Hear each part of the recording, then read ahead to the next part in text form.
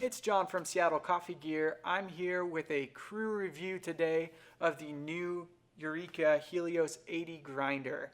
It's a new espresso grinder from Eureka aimed at their commercial customers. So it's a step up on the Olympus 75. It has 80 millimeter burrs, in case you couldn't figure that out from the 80 in the name. And that is a new burr addition to the Eureka lineup. They have the 75 and the 85, but the 80 is kind of right in between there. So we're really excited about this grinder because it adds in the touch interface that the Helios 65 has. And from all of our experiences here, it's the best interface we've seen when it comes to touch interfaces on coffee equipment, at least excluding like a home Super Auto or something like that, because it does feel very robust. Doesn't feel cheap at all. It's very responsive as far as going up and down. We talk about that a lot in the Helios 65. So if you want to see more on that, you can check it out. But just a quick review here. You do have some extra settings here. So your firmware, your model number, your counters, and then you can also go in here and do some resets. You can change your backlight up and down, make it brighter or darker. You can change your display color. You only get 4 options, but that's still pretty cool. And then you have a couple other settings. We go through the full settings in our crew review of the 65, and it shares that same menu. So check that out if you have questions. And if it looks like I'm struggling with the touchscreen, it's just because I'm at an angle here. So don't let that sway you. It is really responsive. I'm just at an angle. So you get 3 different settings for your doses, and you can change those by 5/100ths of a second. You can go down to 5/100ths of a second as your lowest grind time. So if you need to do just like a bump, get a little extra coffee in your portafilter, you can have that set for 1/10 of a second or 5/100ths if you really want to do that. Let's see what the max grind time is here. I know I did this on the 65, but I can't remember, so. You can't go back down from 0. I think it's 24, am I right? Nope, I'm not right. Maybe it's 30. We'll see. Channeling my inner Gale here and doing this on the spot. 30 seconds, that's the most you can grind for. I don't know why you would want to grind for that much on this. Maybe use it as like a cleaning or a purge or something like that. But you can grind up to 30 seconds there. And then you also have a continuous run. So if you just press and hold that button, it'll run continuous. So it does operate a little bit differently than the rest of Eureka's grinders. The other ones, if you press and hold, it'll turn it into continuous mode automatically. So on this one, you have to actually change it to continuous mode. So that is a difference from the rest of the Eureka lineup. But the micrometric adjustment, I believe as they call it, is still the same. Still adjusts that bottom burr, which the motor is connected to. So you can take it apart for easy cleaning. We do take apart the Helios 65 in that review. So it comes apart the same way as on this grinder. This does still have that hopper kill switch. So if you remove the hopper, the grinder does shut off. And this is the piece right here that turns the grinder on and off. And they did redesign that kill switch inside the grinder to be very robust. So it's going to be hard to break it. I know on some of the pre-production models that we were testing out, it was made of like plastic and it just wasn't that great. So this is much more sturdy.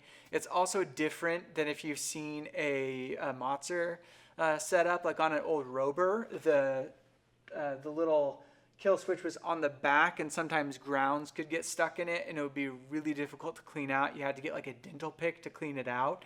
I don't foresee that happening on this grinder, so that's definitely a benefit here. Close that back off. And like always, you do have your gate for the hopper, so it works really well.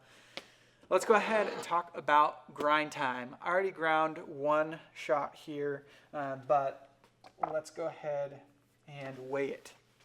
This is a super fast grinder with those 80 millimeter burrs, and it also has a ton of power to the motor. Have that tear out. And this is the IMS basket that some of the rockets come with.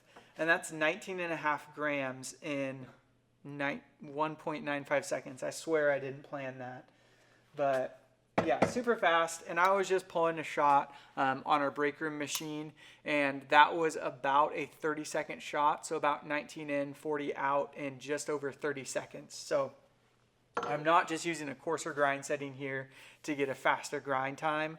In fact, I could probably coarsen this up a little bit to speed up that shot brew time if I wanted to, and then shorten my grind times even more. But some people actually said that this might be too fast of a grinder, just because it can be hard to really nail your dose. So having that bump setting is helpful. Let's grind another one back to back here and see what we get. That's 19.2. So a couple tenths variance.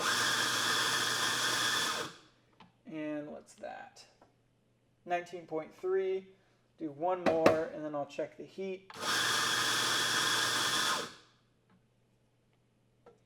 19.5. So we're really pretty close there, and the grounds are kind of warm.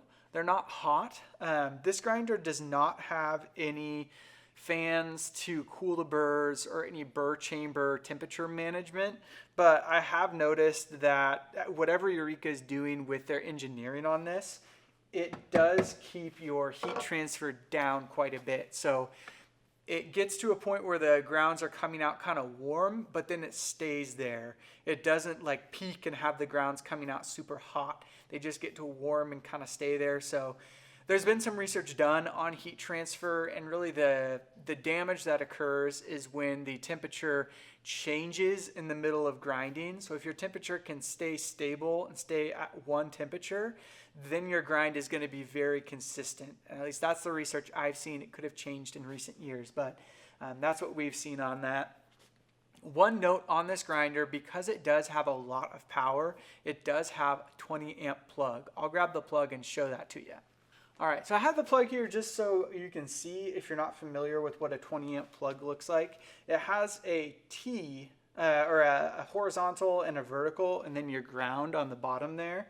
So if the outlets in your house look like this, where they have that T on the side there, that means you have a 20 amp circuit. So you would be okay to run this style plug if you have that T on one of your outlets there. Most modern homes are built with 20 amp plugs, or 20 amp receptacles, but just something to be careful of there. We don't recommend running this with a converter cord because it does pull over 15 amps at peak power. So I would not recommend getting a converter to run this on a 15 amp circuit because it will blow that breaker, especially if you have more than one thing running on it, an espresso machine say. So keep that in mind, that it does require more power, but you do get those faster grind times, and I do notice that the grounds aren't coming out as hot. So there's pros and cons, but just wanted to mention that as it is pretty unique. I'm gonna let that drop off the back. Hopefully it didn't break. It is pretty unique for an espresso grinder to have a 20 amp outlet required, so keep that in mind. But overall, I've been really happy with this grinder. It's going to come in chrome and black. I think we're going to carry white too, but don't quote me on that. So looks sharp, has that nice touch screen. I'll get it plugged in a second here so you can see that again, but we're excited for this grinder. And I think it's going to be a good option for commercial cafes who want fast grind times and who also want something that's going to give them really high quality grinds, but maybe not at that premium level price point. So check out the cost of this on our website. We don't quote the price in our videos because those can change and the videos stay up for a long time. So check out the link down below. If you want to see more content from our channel, we're always posting new stuff about coffee equipment, coffee, drink recipes, all that sort of stuff. Make sure to subscribe. And if you want to be notified when we put out new videos, you can turn the notifications on by clicking that little bell icon, and then you'll get notified on YouTube whenever we release a new video. So do that. Check us out on social media as well if you want to stay up to date on what we're doing. And as always, you can check out our website for all the great products that we have. So Thank you so much for watching. If you have a comment, leave that down below and I'll do my best to jump in there and answer any questions that I might not have covered in this video. And also like the video, that helps us as well. So we're always trying to grow and reach more people. So like the video as well. But thank you so much for watching. I hope you have a great rest of your day.